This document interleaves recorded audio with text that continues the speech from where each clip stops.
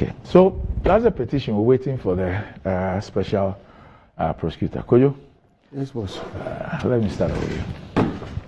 But before you go on, let me announce that the Honorable Minister of Health and the MPP's candidate for the Lejokuku constituency, Dr.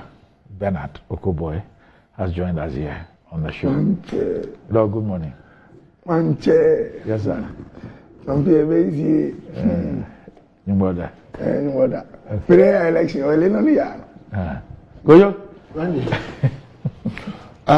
Let me say a very good morning to everybody who's watching, and good morning to my young brother, Minister of Health, a good man in the wrong place.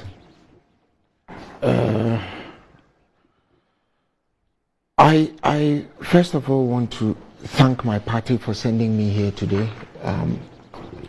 I take this privilege very seriously. For in 48 hours time, the corruption and graft, the incompetence that has put this country into servitude and subjugation and bondage will end. I have absolutely no doubt about it.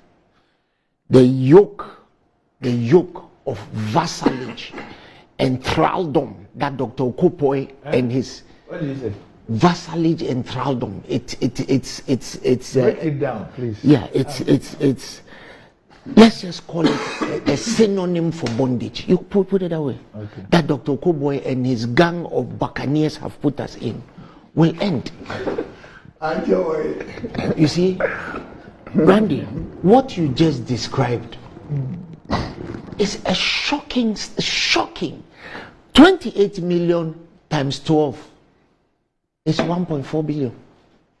1.4 billion times 4 years is how much? 5.6 billion. There or thereabouts. So depending on how you want to look at it, it's a crap load of money. Meanwhile, Dr. Okoboy is always looking for money to go and put a bridge in his constituency that will break. And all the bridges that he puts in his constituency, they break all the time. If they have given that money to Dr. Okoboy, like what do you call it? Like Chemawun to me will say, like Okoboy's constituency will look like Europe. If they had used it to fix the Accra Kumasi road, people would not have been dying. I bet you yesterday people died on the Accra Kumasi road. I bet you yesterday people died on the Accra Cape Coast road. I bet you yesterday people died from between Accra and Ho. You own a football team. How long does it get you? How long does it take you to pass the Tema roundabout between Tema and Michel Camp? How long does it take you to pass there? But Randy, even more shocking is that the law requires the National Service Secretariat to pay the money into bank accounts. They don't distribute the money with cash as it used to be way back in the day. It goes into bank accounts. So it is a systematic network of corruption and thievery. They must have a whole department in the National Service for stealing from us. The only way, I know you people have sent your petition to the OSP. The OSP will do nothing. The OSP could not even go after Cecilia Adapa. But it was frustrating. He can but do there were a lot exactly. Of court issues, but if Cecilia Adapa frustrates you, how much? Yeah, but he has to obey the court. Randy, he can't do anything. What I'm saying is that this matter should be investigated by a police authority like Yoku. They have the resources and the manpower. You would have rather that they sent it to Yoku than OSP? Absolutely, because the OSP will do absolutely nothing. In any case, you know something? They have 48 hours. They have 48 hours plus 1 month for this matter to be investigated by the right authorities. Right? We have a system of, and the corruption in this country has gotten to the point that when you catch a thief, the thief goes to court to stop you from revealing that he's a thief. We had a pastor who had 2 identities, born on different days, had 2 voters' IDs, had 2 Ghana cards, had different passports. Just 1 Ghana card. Whatever it is. He didn't have 2 Ghana cards. But he had 2 voters' IDs. I'm not too sure about I'm telling you, you don't listen to yourself, you don't listen to No. What I know is that he had a driver's license, he had a. By the way, have I even mentioned anybody's name? ID card, I know what you're talking about. Different from, he had 2 IDs. Randy, that is a crime. Yes, it is. It is. And when he went to court, had 2 TIN numbers. Yes. When he went to court, the judge warned him that he may have committed a crime. Yes. And yet he's walking around. A few days ago, he put out a video. But he's not supposed to prosecute himself. No, I'm saying that he still has the effrontery to be talking. That is why I am telling Ghanaians that the yoke of vassalage and thraldom will end in 48 hours. It will end. President John Mahama will come back to power. And everybody who has stolen a cent of your money will be brought to justice. Justice will find you. None of you will get away with what you have done to the Ghanaian people. The standard that you set for us in 2017 will be used to judge you. Randy, in 2017,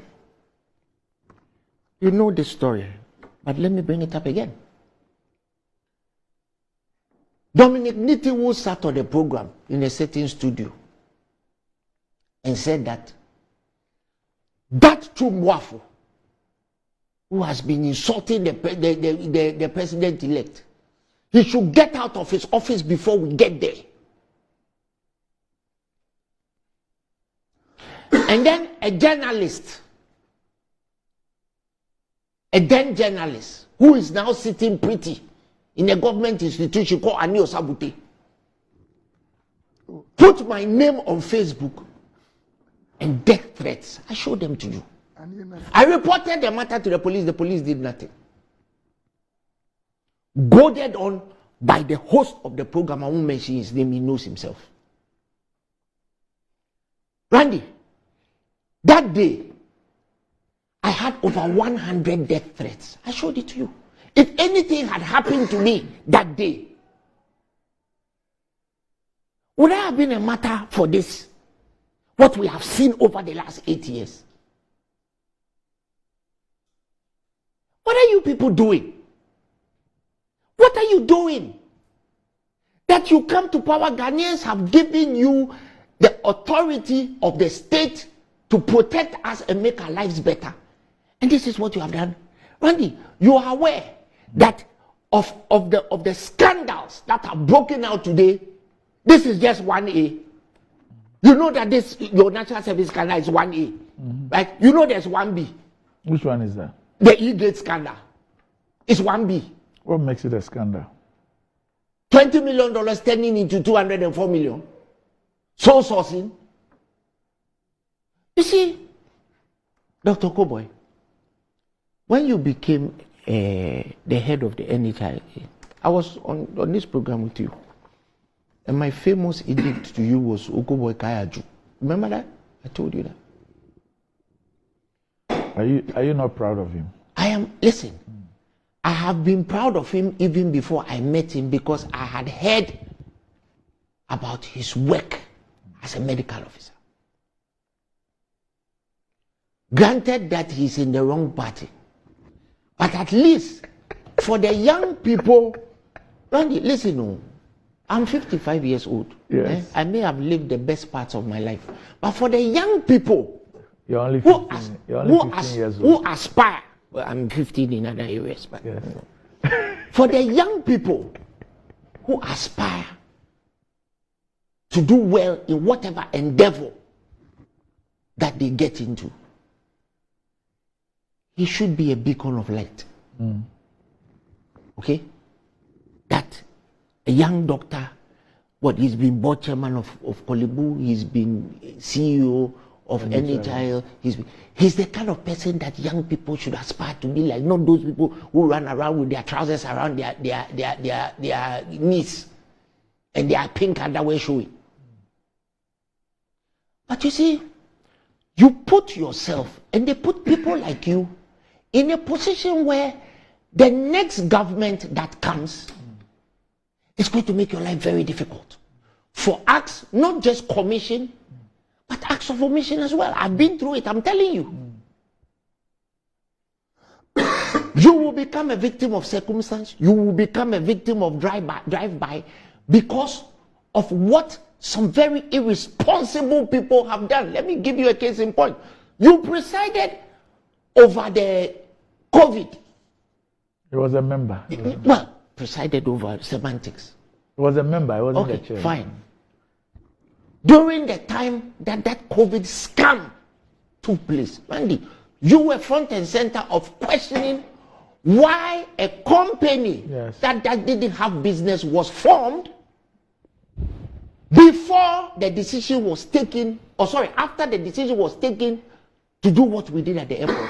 Create, loot and share. Which company was owned by a Nigerian with very, very, very known links to the first family. In the end, that company, and I'm talking about Ghana Airport Company's own publication, they made $87 million, which they shipped offshore, and the government of Ghana made $7 million. Alive. As a medical practitioner, if that money had gone to Noguchi Institute and said, we are giving you money to upgrade yourself to an infectious diseases institute where we actually teach doctors how to manage infectious diseases, would it not have been a better thing? But they put you on that committee, so the next government that will come will call you as part of accounting for what happened. Believe me, nobody is going to get away with anything.